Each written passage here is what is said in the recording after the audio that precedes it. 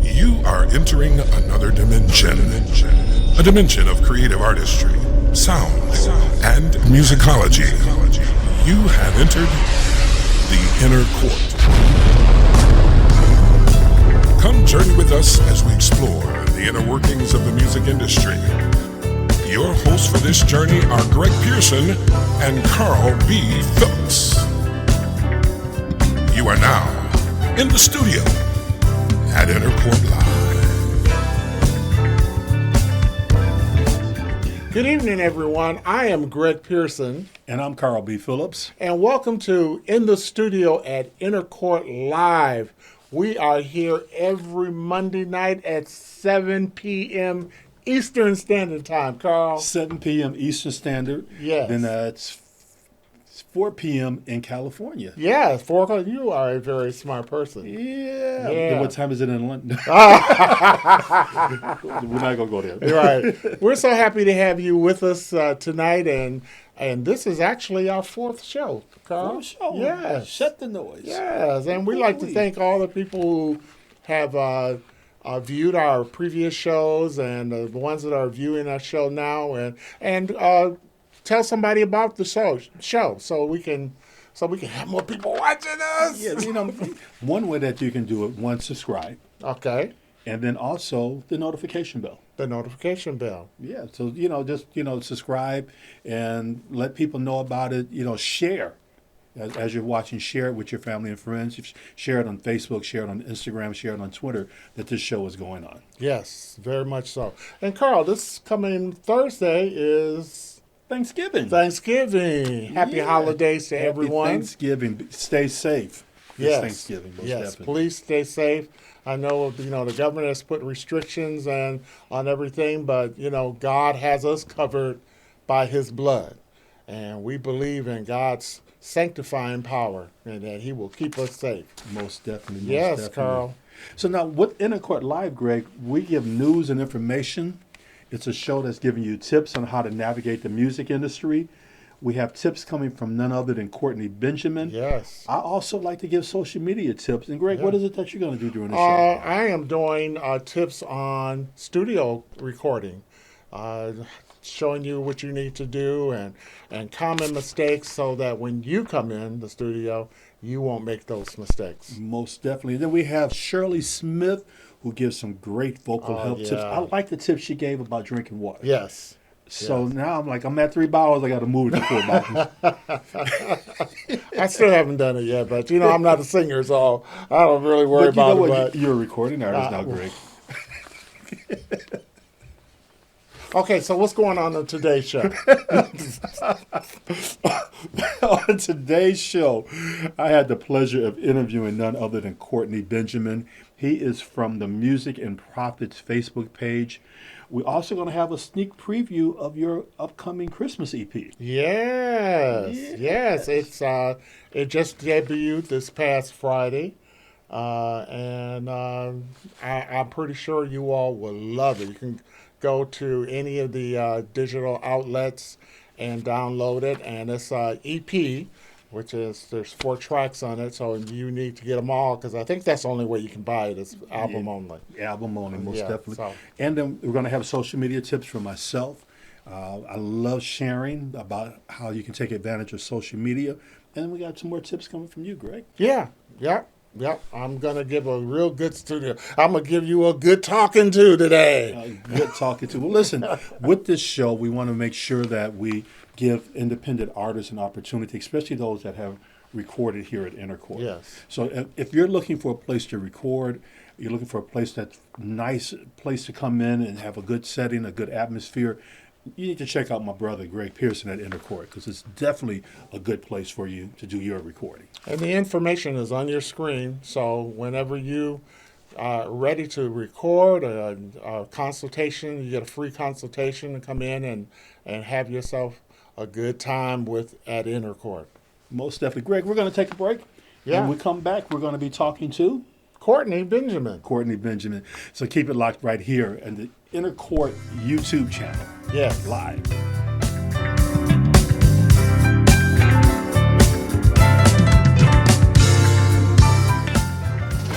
Help us all.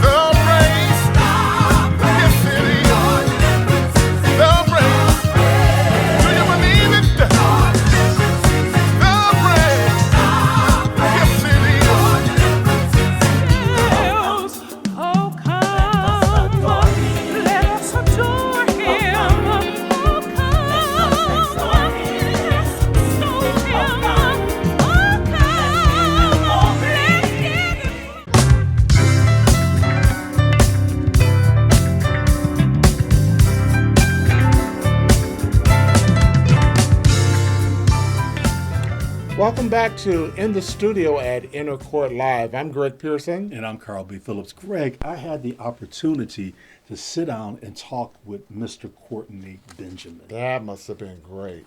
We just started talking and talking and talking. And so I'm honored today that we have this interview with Courtney Benjamin.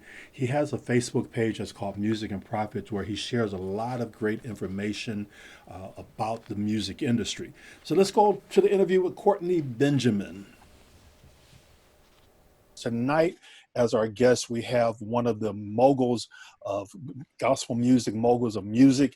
His name is Courtney Benjamin. He has been on a mission to create a culture of business-minded indie artists. He has been the middle and behind-the-scenes man for many artists' careers. His expertise in music publishing gained him exposure, bringing in over $50K in back and unclaimed royalties. He's landed numerous TV, film, and commercial placements, including GM, for TV1, VH1, CBS, and ABC, to name a few. Courtney Benjamin, welcome to In the Studio at Inner Court Live. Thank you. Appreciate it. Glad to be here, man. Well, we're glad to have you here. Before we start, you have a lot of things going on, but I want you to tell us a little bit about the person that's at home when the music starts. Who is Courtney Benjamin when you're not dealing with all this business? Well, when I'm not dealing with all the business, man, I'm a father and a husband. I have 3 children. And that's pretty much my why. Why I do everything is for my family. And man, I'm just chill, laid back, just relax. And that's pretty much me in a whole nutshell, man. Just a family man, businessman, and love my church, Living Waters. Oh, wow. Great. Now, you were in Detroit, but you're now in Atlanta? Yes. Yep, we're in Atlanta now. All right. Great. So now, in doing my research, your wife, Christina, is also a recording artist. So yes, she is. Yeah. Tell us how that works. You're the business side, she's the singing side. So how do you two partner together to make that work?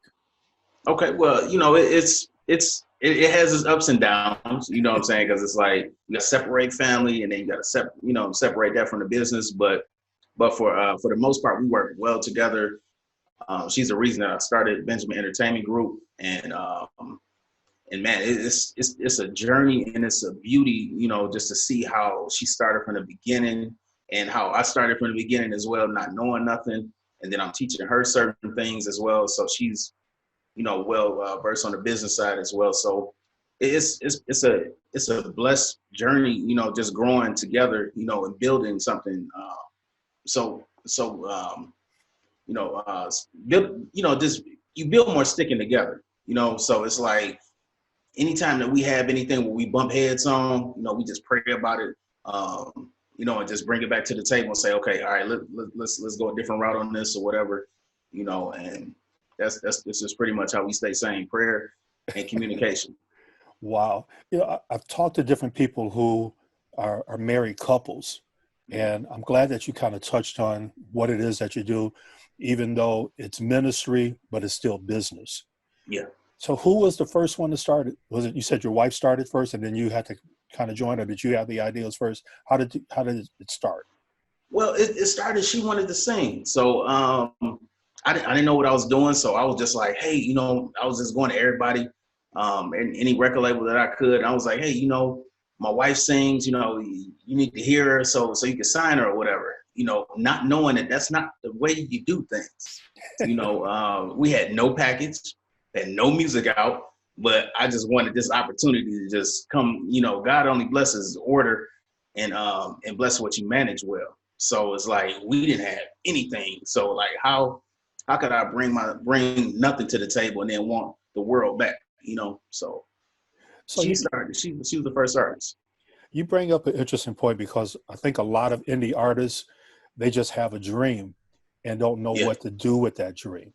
So with that dream, you started the Benjamin Entertainment Group. Tell us about the Benjamin Entertainment Group, the Benjamin Entertainment Management, and C. Benjamin Publishing, which started from that dream that you and your wife had together. Well, Benjamin Entertainment Group, like I said, started with my wife, and it was just so many trials and errors and things that we went through that I was like, man, if I could help somebody not go through what we went through, getting evicted, not having funds, family suffering over business decisions, and it's like that's not the way to go.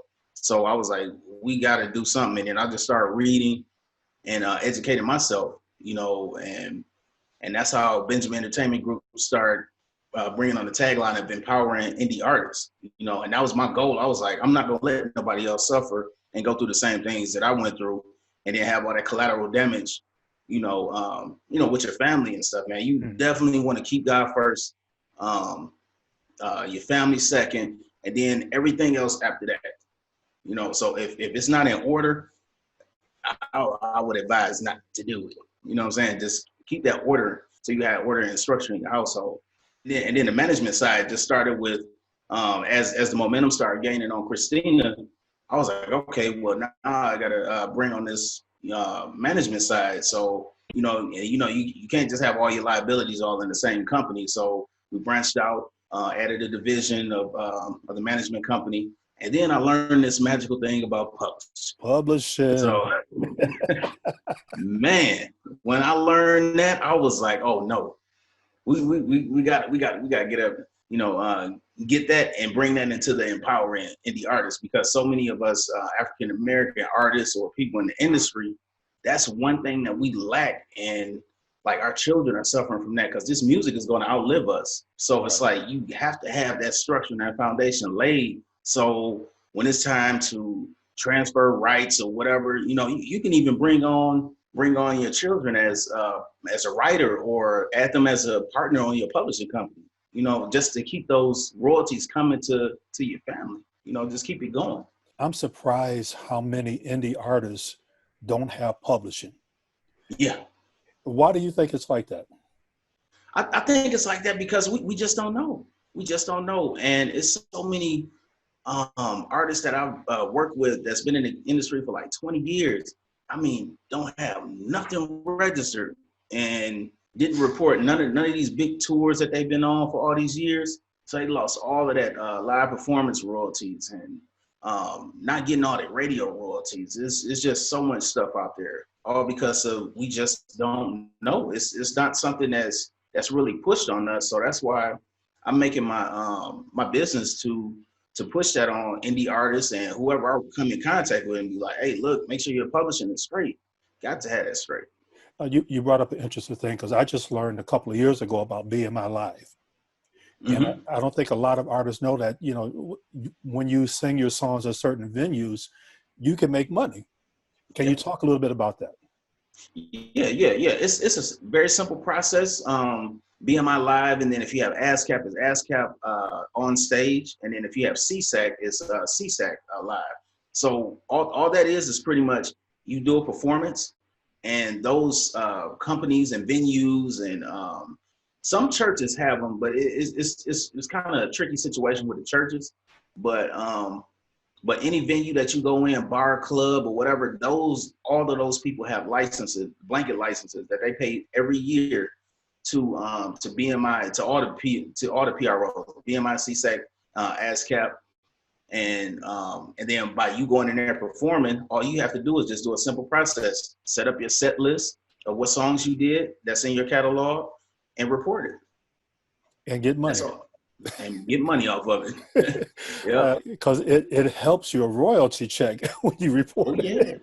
Definitely. You mentioned PRO. Can you explain what PRO is?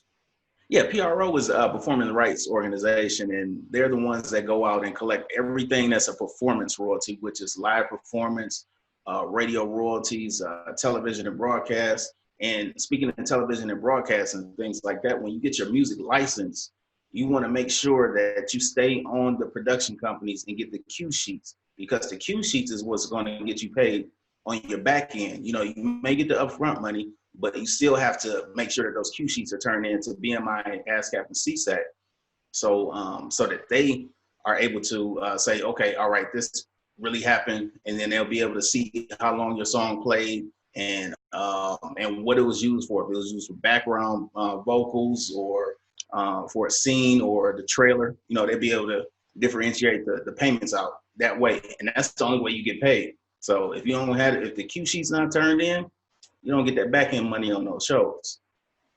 That's interesting. I want to talk a little bit later on about placement.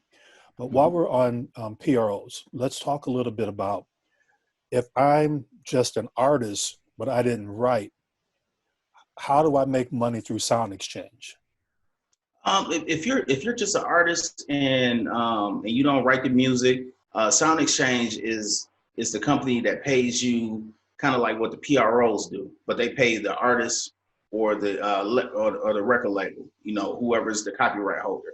So that's where that money comes into play, and it's also a good thing too to look at PPL as well, because Sound Exchange only covers 34 countries and PPL covers 100 countries. So you want to make sure that you do that same thing that you're doing with Sound Exchange, do that with PPL for your record label or you as a performing artist. So you can start getting all those royalties from overseas, like say you get a placement or your song is on the radio over in the UK or something, or in India. You never know where your music is going to end up.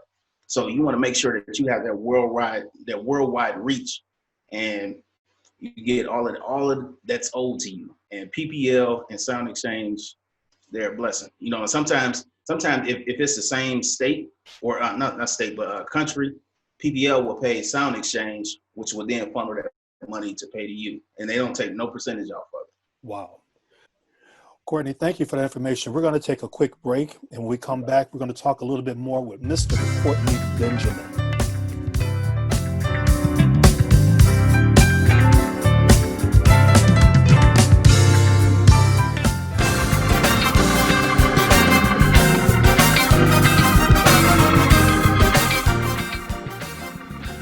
So you want to record. This is Greg Pearson at Inner Court Music Group, and this week's topic is studio time. Studio time can be one of the biggest line items in your recording budget.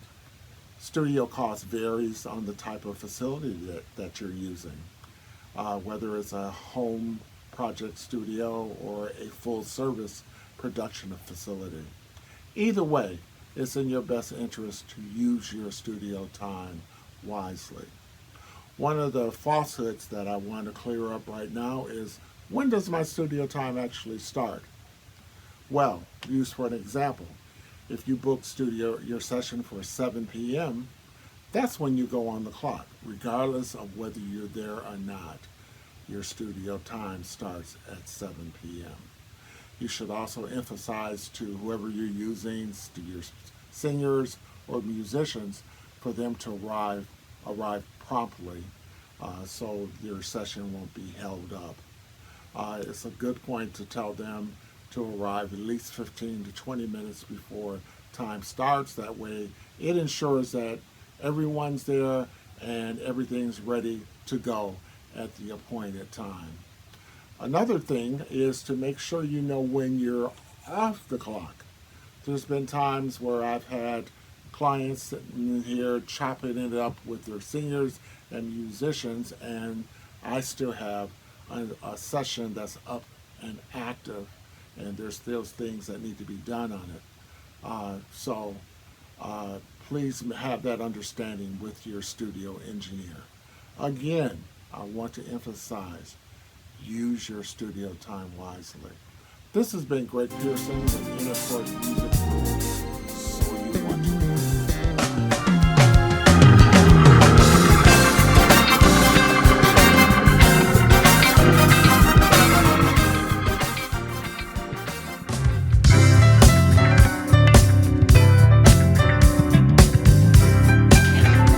Welcome back to In the Studio at Inner Court Live. Man, Courtney is spitting some knowledge. Oh, God, man. You really had the questions for him, and he had the answers for you. Most definitely.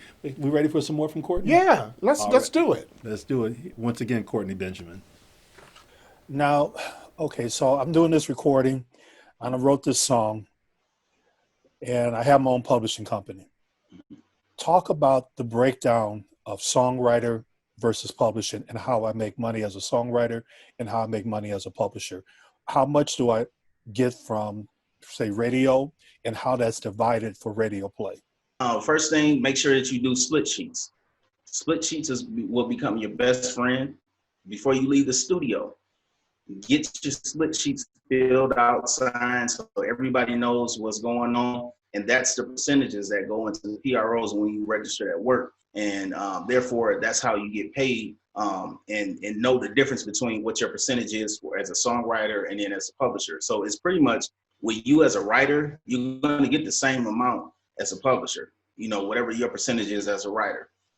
But just having that stuff on paper, it's a blessing, and it saves a lot of headaches. And the difference is you just get 2 checks. BMI, you have the option of putting, if you don't have a publishing company, you have an option of putting your publishing side into your writer side. So, because they have a 200% scale.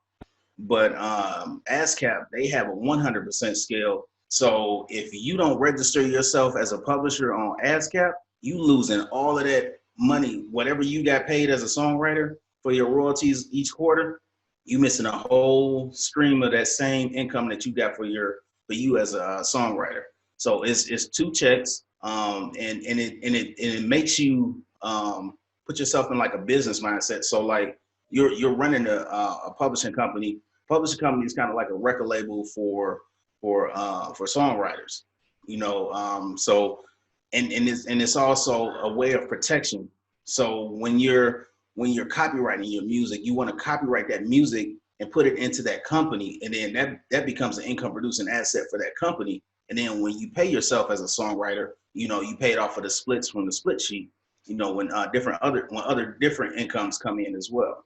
But when you get your money from the PROs, it's already split up.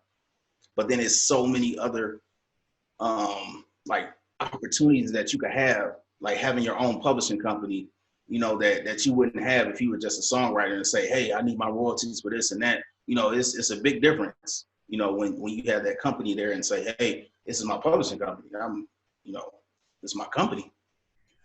So I have a song out, and this famous artist just contacted me and said, I want to record your song. What should I tell that artist to do? Who should I send them to get the license for that song? How would that work? Okay. Yeah. The best and easiest way, so you don't have to deal with all of that headache and paperwork that you don't know nothing about. Be an expert at hiring experts. It's a website called Easy Song License Clearance. And what you could do is you could just have them do all the work. And all you really have to do is just issue them. Well, they will issue them a mechanical license to cover your song. And then that way you get paid as a writer as they do all of the work. And that's like the beauty of it, being a songwriter. Those are your properties. So you can rent them out as many times as you want to, lease them, you can sell them, you can put them up for auction. It's so many things that you could do with your songs. That's what I call publishing the real estate of the game. So you mentioned mechanical license. For someone that doesn't understand mechanical license, kind of give a quick synopsis of what it is. Okay. Yeah, mechanical license is pretty much a license that allows a record label or anybody that wants to use your music, and every time that it's reproduced, like say you get a duplication of 100 CDs, a mechanical royalty is owed. If the song is under 5 minutes, you get its statutory rate is 9.1 cent, and anything above 5 minutes is 1.75 cent. So those are broken down and they're paid according to the split sheet. So you're splitting that 9.1 cent. So you're not getting the whole thing. So I love a TV show, and I feel like I got the great song for this TV show. How would I go about submitting the song to that TV show to get placement? Okay. It's so many ways to do it. I got my first placement off of Twitter. I went to go see a movie, stayed to the end to see who was the music supervisor. So that's one thing you want to get in your mind. That's who receives the music. So you're looking for music supervisor. And after I found that music supervisor, I went on Facebook, sent a message and told her like, hey, I love the music that you placed in this movie. How could I submit some music to you? It's just really all about building that relationship and she actually responded back like before we left the movie theater, and I was like, man, that's crazy.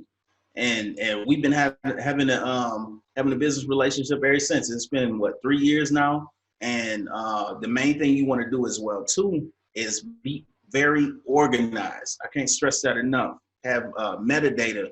Don't just have your MP3s with nothing in them and say track 1, because they will delete it and you will get blackballed. This stuff is serious because they're on like certain time crunches, and that's why I said about the split sheet.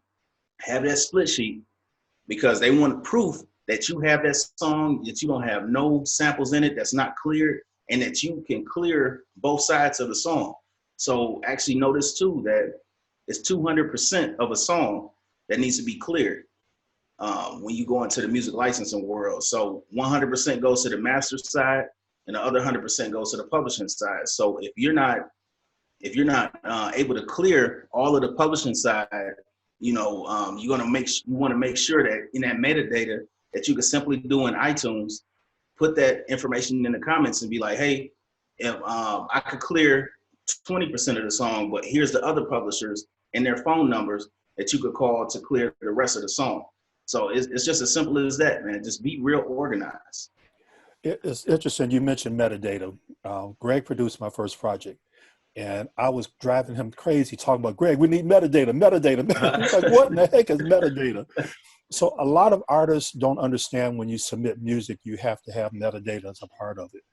Talk a little bit more about what metadata is. Okay. Yeah. Metadata is pretty much the information you get.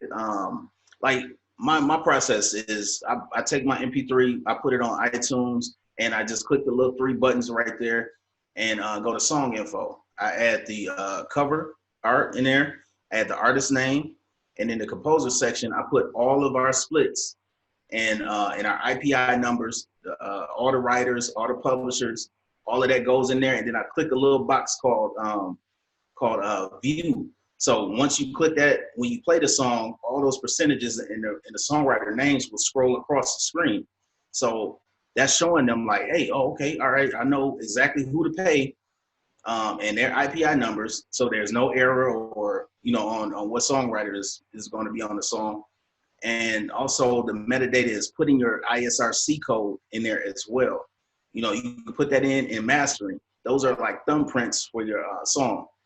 And they count, that's how your music is tracked. And you have to actually register those ISRC codes with Nielsen, so that can count as well. And then on top of that, if you're going for radio, you have to encode your music. So metadata is going to be your best friend, So always have all of that information in there, your contact information, because you never know who this music is. You're going to get to. So you want to make sure all your contact information is in there and your ISRC code, so it could, have a digital fingerprint in it. And that's pretty much metadata. It's just telling the story of what's on that piece of work that, that they don't have to second guess or guess on. Wow. And we're back at Inner Court Live right here on the Inner Court Live YouTube channel. I mean, Courtney Benjamin was spitting knowledge like crazy. Knowledge. Listen, I encourage you to make sure you go follow Courtney on his Facebook page. His Facebook page is Music and Profits. He's always dropping nuggets on there, so make sure you follow him on there. Again, Courtney Benjamin is definitely a person that you want to connect with. Greg, we are in the holiday season. Yes, we are. Which means that it's time for some Christmas music. Yes. And somebody sitting next to me has a new Christmas EP out. I wonder who that is. Who that be? Who that be? Who that? Who that to say who that when I say who that? Well, God has blessed me to put out a Christmas EP, 4 tracks, and it is a wonderful project produced by myself, Demetrius Neighbors, and Steve Anderson, and it features some of Detroit's best singers and musicians. You got Ron Kelly from the Whitfield Company, and Sherry Nunn-Berry, she's from the Whitfield Company, and then the famous Peggy James. It's just was an honor to work with these people. And also instrumentally, you got Gary Johnson, who is fabulous on the guitar, and our special guest, Daryl Beebe on saxophone. Daryl Beebe he is the man. Most definitely. Now, there's a young man that's opening up the CD. That'd be me. Demetrius? He does the overture. The overture. Oh my God.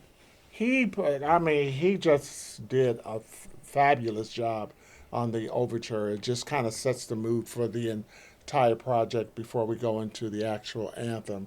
And don't let anthem scare you, because it's not really an anthem. That's just what I wanted to call it. It is a collection of Christmas carols infused with some new music and new arrangements. And it's just something that you're just going to love. And Peggy James, she just kind of caps it off with her King of Kings and Lord of Lords. Oh, my God.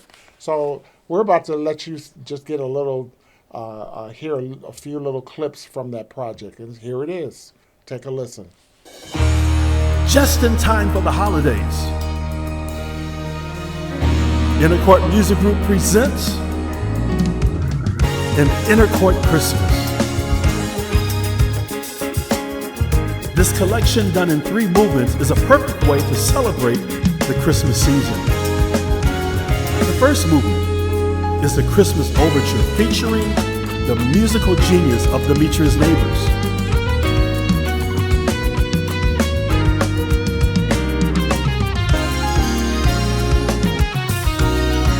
The second movement, the Christmas Anthem. The anthem fuses your favorite carols together with new music, featuring Detroit's finest soloists, Ron Kelly, angels we have heard on high, singing sweetly through the night. Sherry Nonberry, The King of Angels, oh come, let us adore him, oh come. and the famous Peggy James. King of Kings and the Lord of Lords, his kingdom is everlasting. The final movement is the Celebration, featuring Gary Johnson on guitar and special guest Daryl Beebe on saxophone.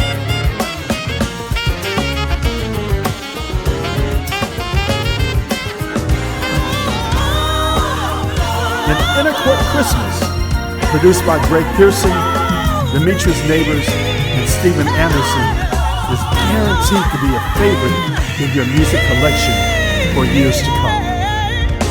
Available now at all digital outlets. Greg, man, I am so proud of you. Thank you. That Thank you. was awesome. Listen, I need all of you that are listening, all of you that are watching, make sure you go download this Christmas EP by Greg Pearson. It's something that as you're cooking your Christmas dinner, you can just be listening to this great EP. You know, you all know Greg. He's been around here a long time. So listen, go download it right now. Get on your phone, your tablet, whatever, your computer. Just go download Greg's new EP. Greg, this was a great show. It was a great show. I enjoyed it, Carl. This was wonderful. Wonderful. We just received so much great information from Courtney Benjamin, and also, studio tips, and also social media tips. It's just, I hope you all learned something. I hope this show is beneficial to you in some kind of way. Most definitely. Again, make sure that you share, post it on your Facebook page, talk about it that you're watching. Again, make sure you subscribe to the show, and make sure that you hit the notification bell. We thank you so much for tuning in. Next week, we're going to have some more information coming from Courtney Benjamin. Again, guys, we appreciate you taking your time out to be with us. Until the next time we get together, guys, make sure you stay safe during this Thanksgiving season. Make sure you love on your family members, and make sure that you eat well. Yes, eat, because I'm going to eat well. I'm already ate well. Thank you so much for tuning in. Again, I'm Carl B. Phillips. And I'm Greg Pearson. And this is In the Studio at Inner Court Live. God bless you.